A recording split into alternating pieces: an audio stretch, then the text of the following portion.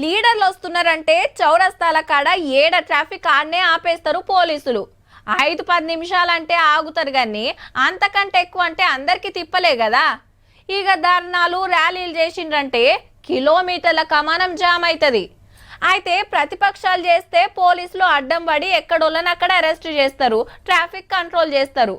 అదే సర్కార్ వాళ్ళు చేస్తే వెనకేమట ఉండి సపోర్ట్ చేయాల్సిందే. మరి గీడేమైందో చూడుండ్రి.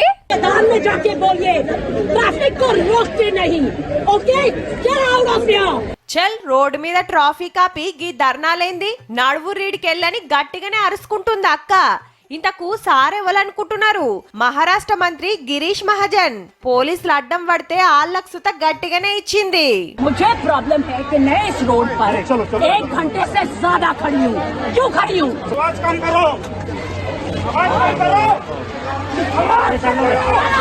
గంట షేప్ నిలబడ్డ ట్రాఫిక్ లా అని చెప్తుంటే నోరు దగ్గి అని అటుకెళ్లి పోలీసారు బీపీ పెంచుకోవట్టే.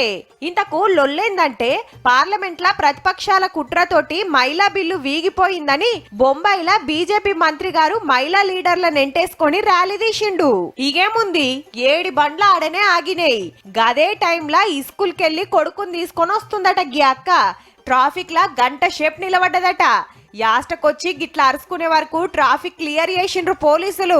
ఈడ మేడం అడుగుతుంటే సపోర్ట్ చేయని సారు అటెన్క మైకుల ముంగటికొచ్చి మేము నిమ్మలంగా ధర్నా చేస్తుంటే గామనే కోపానికి వచ్చింది అనుకొచ్చిండు. पूरा शांति से ही हमने वहाँ पर लिया है, लेकिन उनका गुस्सा बहुत था और उस गुस्से में वो बहुत कुछ ज्यादा ही बोल के ये भी बात सही. కానీ ఎదురుంగున్నది మంత్రైనా బుగులు పడకుండా పబ్లిక్ తిప్పల మీద ప్రశ్నించిందంటే అక్క ధైర్యం గట్టిదే.